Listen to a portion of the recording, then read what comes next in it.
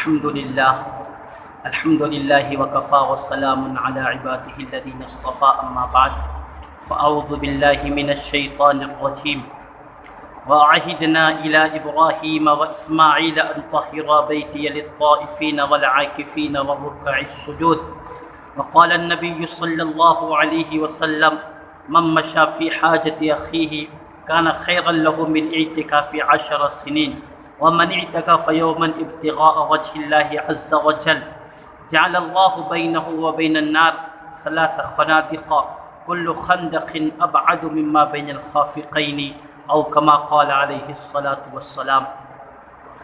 معزز سامعین کرام اور ناظرین کرام، رمضان المبارک کا اعتکاف سنت مؤکدہ علی الکفایہ ہے۔ نبی علیہ السلام کو جب سے اعتکاف کرنے کا حکم ہوا، کائنات کے سردار جناب رسول اللہ صلی اللہ علیہ وسلم نے کبھی بھی اعتکاف کا ناغہ نہیں فرمایا۔ ایک دوسری جگہ پر اللہ کے رسول فرماتے ہیں، جس شخص نے رمضان المبارک کے 10 دنوں میں اعتکاف کیا، اللہ اس کو 2 حج اور 2 عمرے کا ثواب عطا فرمائیں گے۔ من اعتکف 10 فی رمضان کان کحجتین وعمرتین۔ ذرا غور کریں، ذرا سوچیں، ذرا فکر کریں کہ کتنی معمولی قربانی پر اللہ تبارک و تعالیٰ کی طرف سے کس قدر عظیم نعمتوں کا وعدہ کیا جا رہا ہے، کتنا عظیم نعمتوں کا وعدہ کیا جا رہا ہے۔ ذرا قرآن کی آیت پر غور کریں، اللہ نے اپنے حبیب، اپنے خلیل اور ذبیح اللہ حضرت اسماعیل علیہ السلام اور حضرت ابراہیم علیہ السلام کو حکم دیا کہ اعتکاف کرنے والوں کے لیے اور طواف کرنے والوں کے لیے اور رکوع سجدہ یعنی نماز پڑھنے والوں کے لیے ہمارے گھر کی پاکی صفائی کرو۔ تو ہم سمجھ سکتے ہیں کہ اللہ نے عظیم ہستی سے اپنے گھر کی صفائی کا حکم دیا ہے۔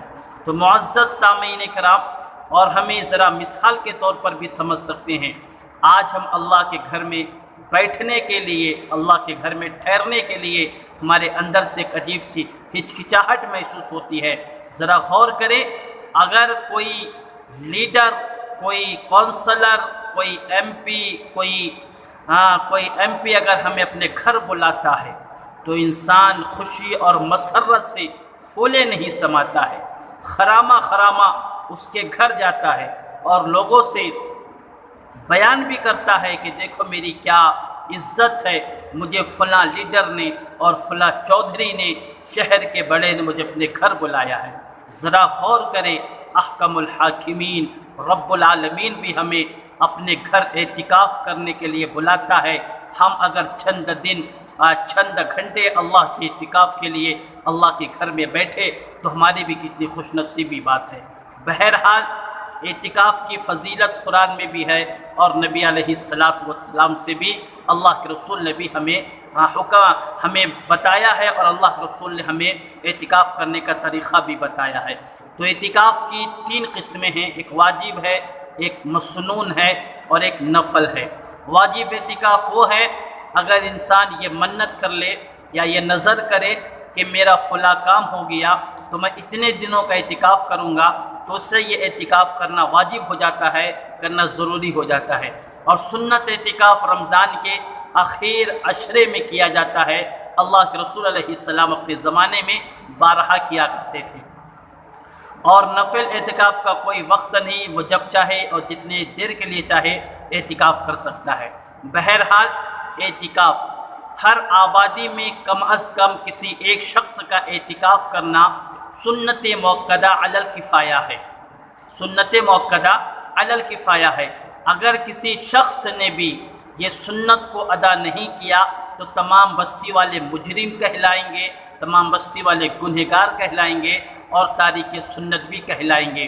اسی طرح اگر کسی شخص نے بھی پوری آبادی میں کسی ایک مسجد میں بھی اعتکاف کر لیا تو تمام لوگوں کی طرف سے اعتکاف ادا ہو جائے گا، لیکن بہتر یہ ہے کہ ہر مسجد میں اعتکاف کا اہتمام کیا جائے، چاہے وہ جامع مسجد ہو، چاہے وہ کھیڑے کی مسجد ہو یا شہر کی چھوٹی مسجدیں ہوں، ہر مسجد میں اعتکاف کا اہتمام کیا جائے، کیونکہ بعض علماء کی طرف سے یہی حکم دیا گیا، بعض علماء کی طرف سے یہی بات ثابت ہے کہ ہر محلے کی مسجد میں اعتکاف کرنا سنت ہے۔ دوستوں، مسنون اور واجب اعتکاف کے صحیح ہونے کے کچھ شرائط بھی ہیں۔ ہر کہیں اور ہر شخص اعتکاف نہیں کر سکتا، بلکہ اس کے کچھ شرائط ہیں، ان میں سے ایک یہ ہے، نمبر 1 مسلمان ہونا، لہٰذا کافر کا اعتکاف معتبر نہیں ہوگا۔ اسی طرح بالغ ہونا اور عاقل بھی ہونا، لہٰذا نابالغ بچے کا اور پاگل شخص کا اعتکاف معتبر نہیں ہوگا۔ اسی طرح اعتکاف کرنے والے کو اعتکاف کی نیت کر کے مسجد میں ٹھہرنا، بلا نیت کوئی شخص مسجد میں ٹھہرتا ہے تو اس کے اس اعتکاف کا اعتبار نہیں کیا جائے گا۔ اور اسی طرح مرد کا ایسی مسجد میں اعتکاف کرنا جہاں 5 وقتہ نماز باجماعت کے لیے امام اور مؤذن بھی موجود ہو، لہٰذا ویران مسجد میں تنہا اعتکاف معتبر نہیں سمجھا جائے گا۔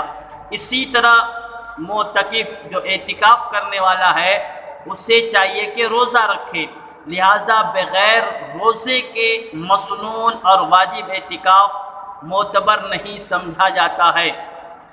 اسی طرح جو شخص اعتکاف میں بیٹھا ہے اسے جنابت اور حیض و نفاس سے پاک بھی ہونا، لہٰذا حد سے اکبر کے ساتھ اگر کوئی شخص اعتکاف میں بیٹھتا ہے تو یقیناً بیٹھنا درست نہیں اور اعتکاف بھی قابل قبول نہیں۔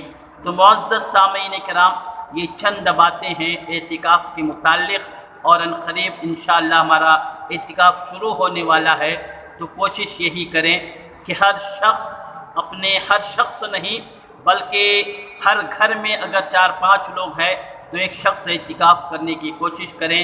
ہماری مستورات بھی اپنے گھروں میں اعتکاف کرنے کا اہتمام کریں، اور میرے لیے بھی دعا کریں کہ اللہ ہمارے علم میں برکت دے، اللہ تمام لوگوں کو صحیح سمجھ، صحیح عقل اور دین پر ثابت قدم رہتے ہوئے چلنے کی توفیق عطا فرمائے۔